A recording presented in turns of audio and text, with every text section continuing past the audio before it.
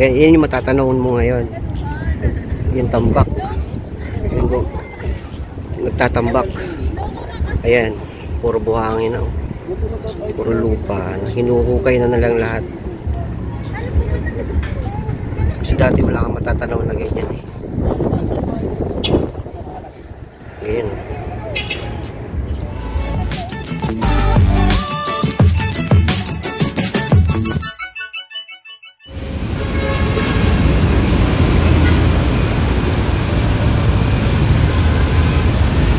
Ayan guys, dadaan tayo dito sa may MOA sa likod. Tingnan natin doon yung seaside na nire-reclaim nila, reclamation. Kasi dati maganda doon. Pero parang nabalitaan natin na ginagawa nga yung likod ng ng Mall of Asia. So tingnan na lang natin. Bisitahin natin. Yung last ko napunta kasi dito, I think to 2020. So yung seaside guys, puro ang dami pang mga namamasyal, ang daming tao. Ito yung SMDC na building. Tapos guys, yung Globe nandito naman, hindi naman siya nawawala. Kasi dati nababalita na nawawala. So ngayon tingnan natin kung ano nangyari. Kasi dati sumakay pa kami sa yung pinakamalaking Ferris wheel dito sa seaside. So tingnan natin ngayon kung ano nang update kasi 'di ba ginagawa nga.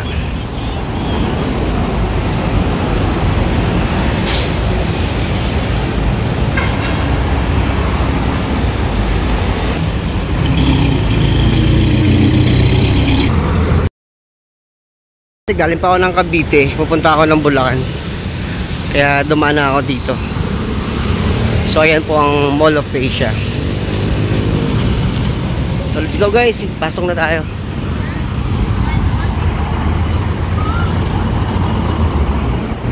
Kasi guys, naglakad lang ako. Punta ko ng Bulacan. So dumaan na ako dito.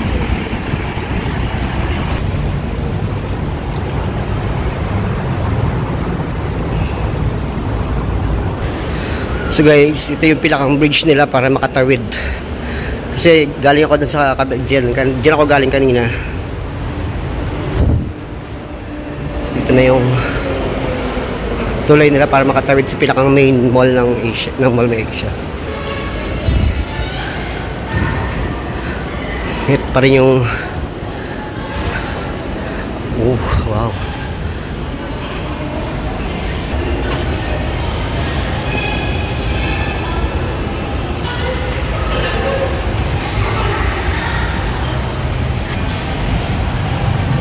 Itsura no, March 9. James Taylor, April 8. Region P.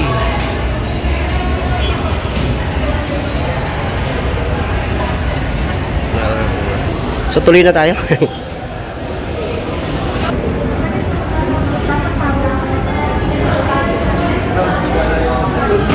So mag-crossover lang ako dito sa mall, tapos paglabas ko nito, yun ay pinakang seaside. So let's go.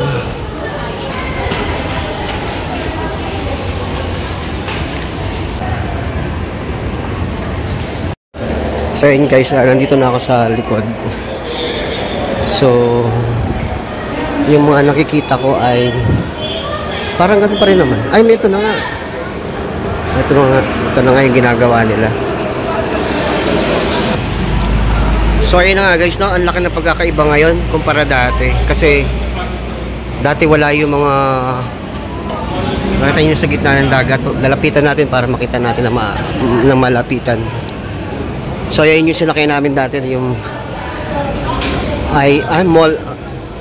MOA Eye. Yan yung tinatawag nilang MOA Eye. Ay guys, dumaan lang ako dito para magkumuha ng vlog. Dati kasi punong-puno ng mga tao, mga bisita, yung mga namamasyal. Ngayon parang kaunti na lang.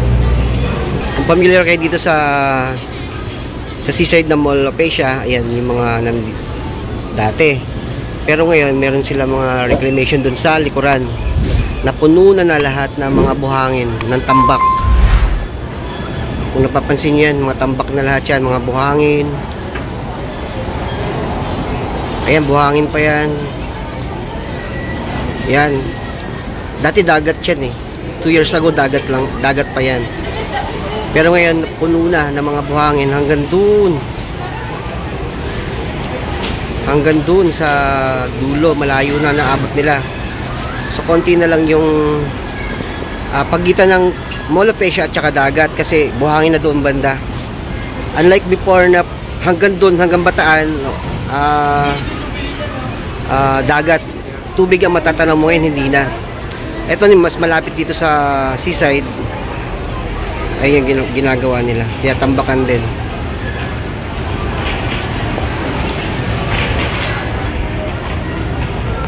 And guys, kung familiar kayo dito, yan ang ayan, kung familiar kayo dito, yan ang seaside ng Mall of Asia. So lapitan pa rin natin hanggang dun sa dulo. Bababa tayo guys para matanaw pa natin na mas malapit. So ayan yung Mall of Asia.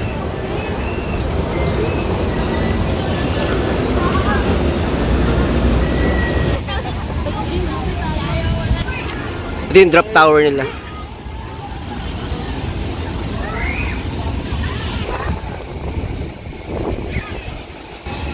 So ayan guys ang seaside ng Mall of Asia.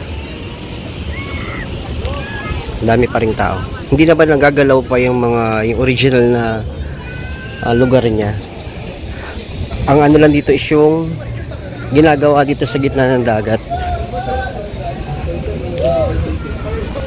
Dati nga wala to eh, yung ride a boat. Ngayon dati wala ito.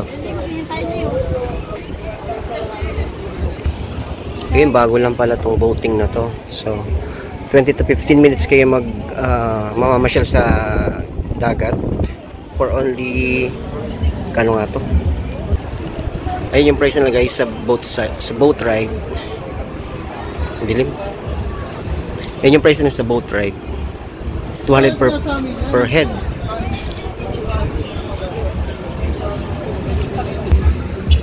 Andito pa rin yung dapat yung mga parties sa gabi, yung night parties. Yan. So marami pa rin tao. So yun nga guys, from seaside ng Mall of Asia, yan yung matatanawin mo ngayon, yung tambak, yung nagtatambak. Ayan, puro buhangin na, puro lupa, hinuhukay na lang lahat. Kasi dati wala kang matatanaw na ganyan eh. Ayan.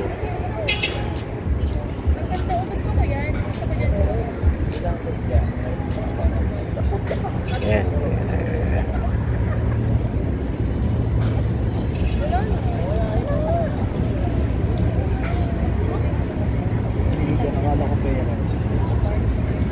Dati puro tubig lang yung matatanaw mo.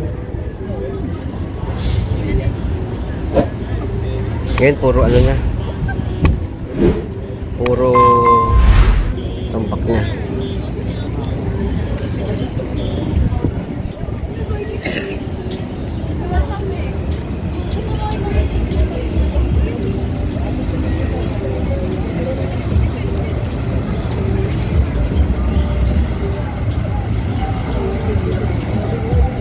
Yan yung 200 per head guys, oh.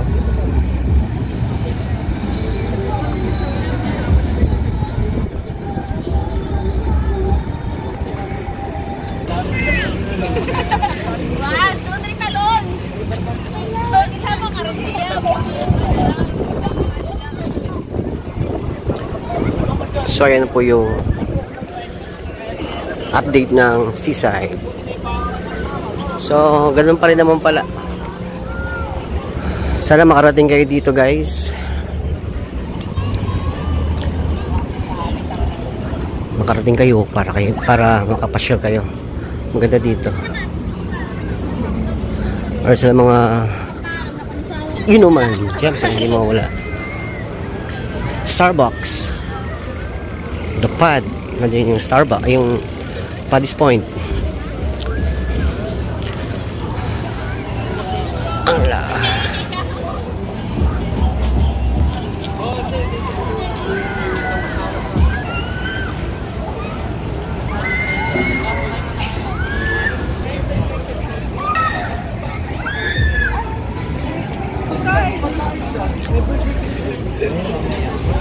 Kala ko ano yung nangyayari. Yeah. Please tell me that I can't, that I won't, that I fail, that I'll never make it out, yeah.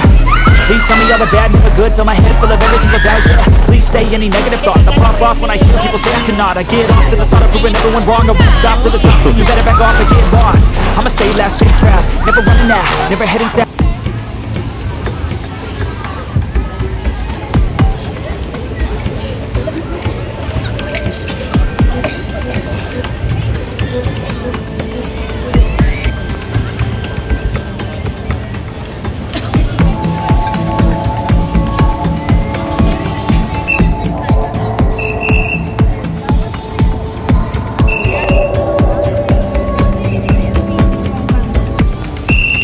I guess malapit na yung lupa dito.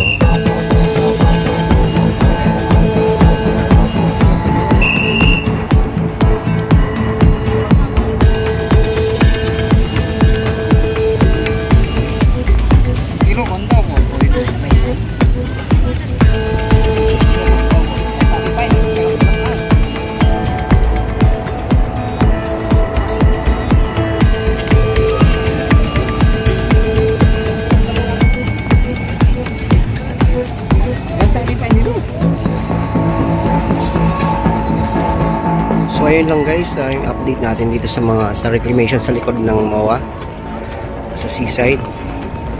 So hindi pa tapos.